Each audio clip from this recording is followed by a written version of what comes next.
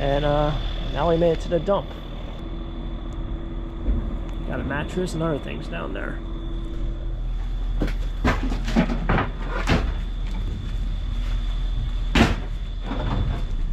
Alright, now's the fun part. You get to weigh out of the dump. So I made it to the landfill, and now we're weighing out. Bubbles everywhere.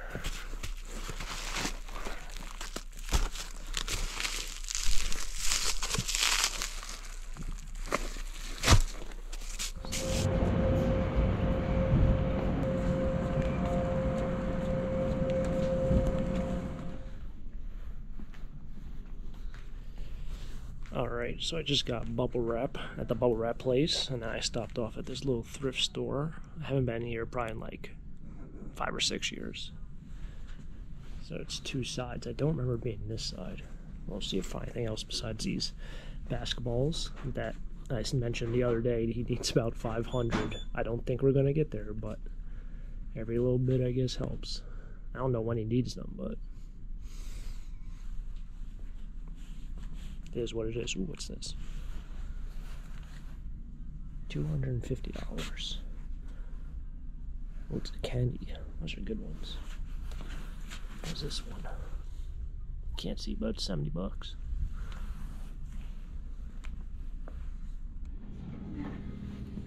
Don't think so. What's that? Cross-country skis. So I dropped off a whole collection of firefighter mugs. Can't say I've seen a whole collection like this. Okay, so I made it up into the warehouse. These are the bubbles that I had from last time I went, but now I literally have an entire van load of bubbles. Probably about 27 or 28 rolls of bubble wrap.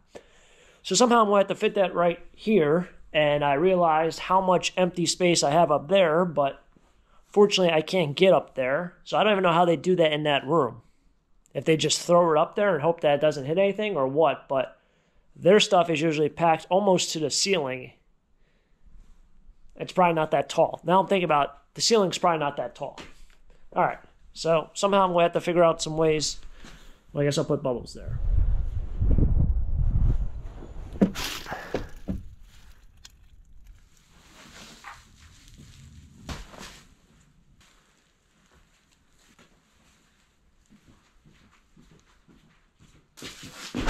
Oh, jeez.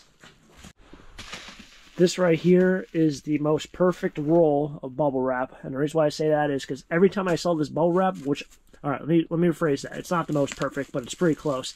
It's kind of loose, as you can see. It's got some give there. A lot of them usually are very tight. Maybe I'll be able to find one in here. I know we're talking about. There we go. This one, I can do this, hold it out, and it's not going to fall out. This roll, if I did that, the entire middle part is going to come out. But what I was saying is the most perfect roll is, I've noticed when selling this stuff, this one's pretty decent. But the big thing is, big roll is alright. People like the big roll. But it's the width of the roll. Look how much, it's like another 5 inches or so of width on that roll. A lot of people, when they wrap things up for eBay, they need them to be wider so that the item can fit, or at least the bubble wrap can fit around the entire item. Kind of noticed that. So for that roll, I better charge double and remember that, because that's a good roll. When I was selling them at the flea market, everyone always asked me, do you have wider rolls? And I don't really get to choose the width of these rolls. As you guys see, they're all kind of different sizes. It's not like, it's not universal in terms of the size you get. The rolls are definitely not universally the same, and they always ask me how many feet are in a roll. I don't know. You're getting a good deal is all I tell them. Because how am I supposed to know the difference between that roll, the roll above it, the roll below it, the roll below that? How am I supposed to know that? It's always different by a little bit. Success. All the bubble wrap is over there. I'm very happy. I have lots of space for more bubble wrap if I want to. Now this bad boy right here, this thing caused all sorts of controversy in the comments section the other day. I asked you guys for your opinion on how to pack the van in a different way, and man, did I get blown away with the comments. A lot of them, you know, stayed fairly nice. Other people called me stupid, dumb, and all the other cyberbullying comments you can think of in the world, but unfortunately I'm not that fragile to kind of quit YouTube over it. But It was a nice attempt by some people. However, I had a lot of great comments on how I should have packed the van better, from everything from people saying I should buckle in the front seat to people saying I should just put it in a bin in the back and hope that doesn't fall over. So yeah, we're actually going to test some of these theories. So the first theory was to put it in front of the seat of the passenger, in the front seat, which would be great because then it wouldn't roll around. So let's go ahead and see if I can lift this thing up and see if that'll work. Now this thing is heavy. It's not one of the 24-inch ones that go to like down here. This is one of the larger ones. It does have weight and it's also not cracked. So for people who ask, did it survive the trip? It survived the trip. So the first idea that people left in the comment section was that this should go in front of the passenger seat, which would be right here, which I can't actually move this seat any farther back because, well, it's flush. Well, there's maybe like an eighth of an inch, a quarter of an inch. But with these vans, the one issue you have with putting these bulkheads in is you can't move this seat. So it's not like an SUV, it's not like a car. You can't just move your seat forward and back. This is as far back as it goes. So this is the space you have for your feet, your legs, if you aren't under the maybe like 6'2" or so. Actually, yeah, I'd say under 6'2" would probably be the ideal max height you can kind of be, just because you will literally not have any leg room. But you can't move this back, so we'll give this a theory and see if this works. Is it going to fit right here? No, not even close. That's why it got stuck right there. That didn't even make it. That's not going to work. Okay, so that did not work. The next thing was to put it right here. I'm getting my seat all muddy, which it was even worse the other day with all the snow. So I didn't want to do that, but what the heck, we'll wash it, right? The next theory was to put it right here and buckle it in, which right now you can see it's constantly just falling down this way. This is obviously, we're not driving right now, we're just stay. Like we're not even moving and the thing's moving. Alright, so let's try buckling this thing in. So this was probably the most common comment that I got on the video, was I should put it up front and buckle it in. This was also the only other option I thought of as I was doing this. So as I was picking it up, thinking, hey, am I going to get hit by a car? Is this going to happen? Is the person going to come out and yell at me? Is this thing even cracked? Is it broken? Can I not see it? It has snow. The only other option I was actually thinking of at that exact moment was putting it up front and buckling it in. And it was also the most common comment I got. So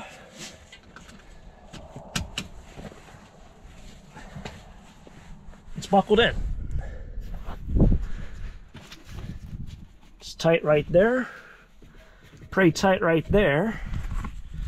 I don't think it's going to move much. That's just how it is.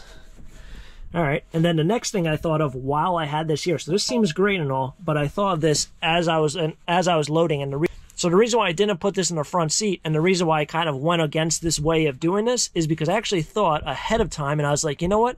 When I make a right turn, whoever's in my right side, whatever things I put on my right side, always fall towards the center of the vehicle. So I thought, man, this thing's pretty tall. It's pretty heavy. The last thing I want is it to fall over on me. So in my mind, I was thinking, this actually looks like it might work. I was thinking this was going to slide down, because obviously it is what it is, and this top part would fall over on me. So let's just even give this just a little touch. And it's doing exactly that. So take one right turn. Bam, oh, it got smacked right in the face. Now, I think it takes 15 pounds of pressure to knock you out if you get hit side of the jaw. So that's probably around jaw height. Maybe nose height. That would probably hurt. And that, obviously, that was tied in there pretty fast and didn't lock in. Why was that? Like, that's tight. That's pretty tight. I mean, that ain't going forward. Wow. So that's the reason why I didn't put it up there, was because I was worried it was going to do exactly that. And anyone who's ever driven knows that whenever you take a turn, somebody's on to your right of you and you're taking kind of sharp, that person just kind of like rolls over towards you, and you look at them and you're like, dude, it wasn't that bad of a turn. So that's what I was kind of worried about with this. So fortunately I didn't put it up front because I was really concerned that would happen. Proving this thing also, although it looked like a great idea from the start, it wouldn't have stayed there. So that was definitely a concern I had. Other people said I should put a bin. I don't think if I put a bin here, it would fit through the top of here. It definitely wouldn't, because the bin's like 14 or 16 inches tall. As you can see, I only have about 5 inches or so of space. So I'd have to put the bin on the ground, and this thing would still fall out the top of the bin. So it's always a lot of fun to hear what you guys and girls have to say about a lot of different things. That's why I ask for everyone's opinion on a lot of different things and a lot of different activities that I do on my channel and different events and whatever it might be. So this piece was definitely a very gorgeous piece. It's not cracked, it's not chipped. I had a handful of people also tell me different values on this, so I don't really know which way to believe. The beautiful thing about YouTube is that you can kind of be trolly, you can make bad remarks, you can make good remarks, you can be someone who's a historian, you can be someone who knows a ton about one specific niche market of items, and then you can also just be someone who says what you want to say. So with this said, I had people say this thing is worth $30 at the flea market, to other people who said I should get it appraised, I should drive an hour, 2 hours away, because it's probably worth close to $3,000 to $4,000. So I really don't know who to believe. I don't know anything about Asian art or vases like this. I don't know how to date them. I don't know if this is a reproduction, if it's modern. I don't know if it's authentic. I don't think it's from one of the older dynasties, such as the Ming Dynasty. I really have no clue anything about this. I mean, this thing could be something you bought at Hobby Lobby or Pier 1 for anything, or it can be something that came out of a museum. I really don't know, but if anyone out there who's an expert in this field or knows a lot more about this, drop a comment down below. I'd love to hear you guys' opinions, and especially the beautiful thing about the internet is if I don't know, someone else does know. And I can honestly say I don't know anything about this other than the fact that it's probably waist high on me and it's kind of heavy.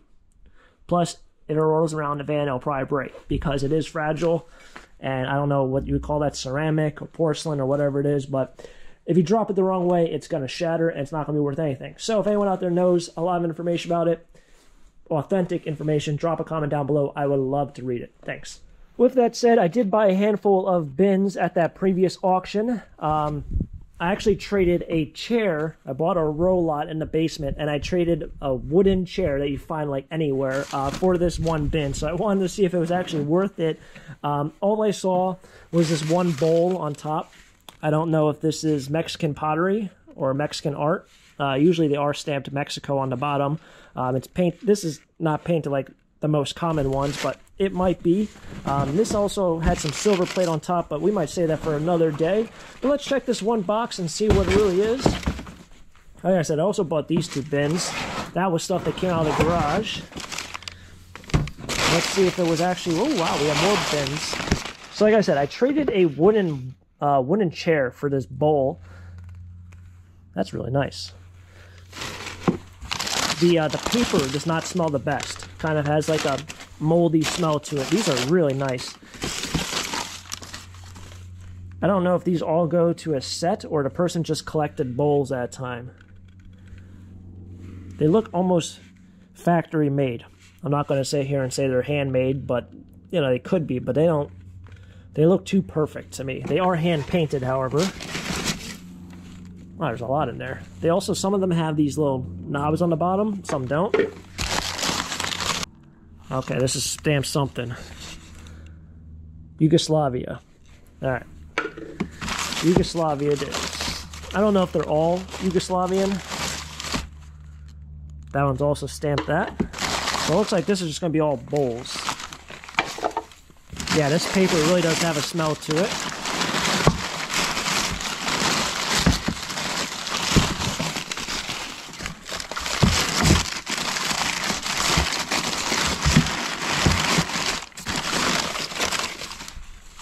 There's another one. You can actually see the grains. It looks like the grains of the wood. Like the little rings inside it, but I'm not sure. It's got to be. Oh man, this stuff really smells like, you know what, mold. A genuine wood croftery product. Yeah, there you go. That's all that stuff that I'm smelling right now. So these will have to be cleaned. It seems like that's what this whole box is. More bowls. So I think it was a good trade for one wooden chair. There were 2 other bins in that row that the lady bought. I should have bought it.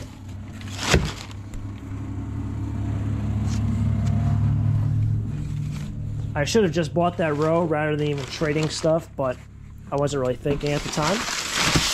You know, wow, that is strong. So one of my concerns was that smell. Let's go ahead and see what's in this other box. Oh, jeez. Now, I know a lot of this stuff also had price tags on it, almost like it came from a yard sale, or they did flea market at one time. Got a nice silver plate tray there. I should probably check and make sure it's not silver because there was a silver set, not a silver plated Hong Kong. This is made in China. It's milk glass. It says made in China right on it.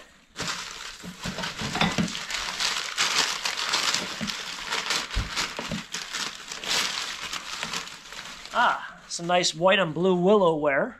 That's actually a nice looking bowl there. Marked Japan on the bottom. A very nice piece. More silver plates. Oh, wow. What is this? Fire King. Look at that. Good old Fire King. Now I'm kind of getting... trying to remember what was there, and I remember passing up on a bowl. Maybe it was this box that I saw. More Fire King. There you go. Just thinking about all the stuff I probably missed. Can't go in the back. You can't go in the past. But you look at that. Clear bottom Pyrex. A green bowl and a yellow bowl. These sets aren't worth a whole lot, but if you want to look them up on eBay, they still fetch a decent amount. They're not worth as much as the primary set in terms of the full bowl itself. The clear bottoms are a little bit cheaper. It's a big bowl down here, so I wonder what that's... Oh, this thing's heavy. This is probably some sort of pottery piece. Oh. We have the red bowl for that set, so I'd go with that. I guess there's also probably a blue bowl. I bet there's a primary clear bottom Pyrex set. So I would go with that. And this is why the thing was so heavy. It's because of this guy. This just says Kitchen Craft. Maybe Kitchen Craft. Just a nice all-around bowl. There were so many bowls at that auction. I couldn't believe it. There was no jadeite. I did not see any jadeite bowls. That one's all rusty. It's marked Silex. Yeah, this smells like any of this metal stuff smells so bad.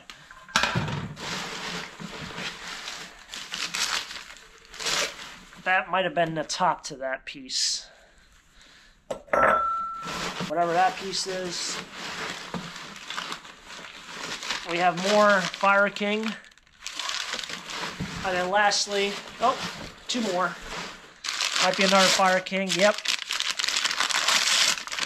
Another Fire King bowl. And then this is the last one. Looks like some blue and white. That's gorgeous as well. So man, there was some really good stuff there. I kind of, like I said, I do regret it, but then again, I mean, this stuff, there's no smell-o-vision on YouTube, but this stuff really smells like mold. So it's going to have to be cleaned at a future time. Alright, so that's going to wrap it up here for today's video. Thanks for coming along. I know it's getting kind of cold out. Hopefully, I've said this a bunch throughout the whole week. Hopefully, everyone stays warm out there. Turn the heat up just a little bit. You can knock it out for like 1 day or 2 days. It'll be alright. But yeah, it's been a fun one. Thanks for coming along. Stay tuned for tomorrow's storage unit video. I will be doing 2 parts for that storage unit. So the first part will be posted tomorrow. Then obviously we kind of ran out of time for the day. We took out, I think, 2 van loads of stuff. And then the second part of that same storage unit will be posted on Monday. I've always said hopefully those videos do well. I'm doing something a little bit different this time. Break it up into 2 parts. We'll see how it goes. Definitely a lot of fun. Those units were really, really large. And fortunately, we got them all cleaned out in 30 hours. So that was a blast. And yeah, stay tuned for that. It'll be a fun one. Make sure to subscribe down below for more treasure hunts. See where the stuff comes from. See where the stuff goes. And Hit the like button if you guys enjoyed the video. Thanks for coming along. Till next time, have a great day. Keep living a dream. Peace.